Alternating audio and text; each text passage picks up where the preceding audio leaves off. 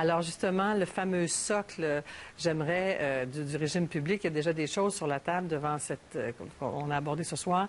Yuri Chassin, vous vouliez intervenir. Vous ne partagez pas le même diagnostic que les autres. Ben non, puis évidemment, c'est un peu difficile dans une émission spéciale où on parle 2 heures des régimes de retraite de dire, ben non, il n'y en a pas vraiment de problème, mais pourtant, il faut, alors je ne veux pas scooper Gérald Filion, peut-être que ce sont les statistiques qui vont être présentées, mais il faut quand même rappeler que le but des régimes de retraite publics vise un objectif assez précis. Ce n'est pas de remplacer 60 ou 70 de tous les revenus de toutes les classes sociales, c'est d'assurer un minimum.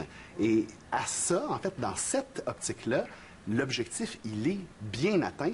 En fait, les aînés au Canada ont un taux de pauvreté très faible par rapport aux pays de l'OCDE, auxquels on se compare souvent. Et c'est surtout la tranche d'âge où le taux de pauvreté est plus faible. Donc, si, à la limite, on se préoccupe de pauvreté, c'est pas tant après 65 ans qu'il faut s'en préoccuper.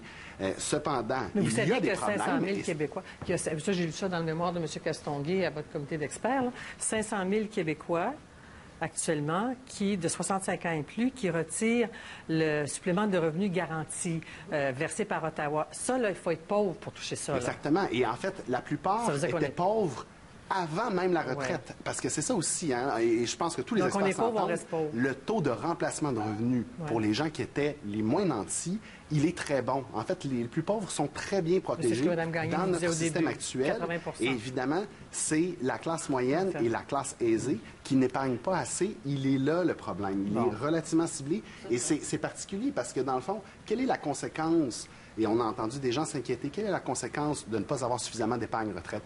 Est-ce que c'est la pauvreté et l'indigence? Pas nécessairement. C'est le report. La plupart du temps, c'est le report du projet de retraite. Donc, on va travailler après 65 ans. C'est pas nécessairement agréable, mais c'est le cas et c'est le cas de plus en plus. Hein. Au Canada, on est 12 des Canadiens à travailler après 65 ans. C'est beaucoup plus qu'il y a seulement 10 ans. Donc, c'est une tendance. C'est un peu naturel quand la longévité augmente aussi.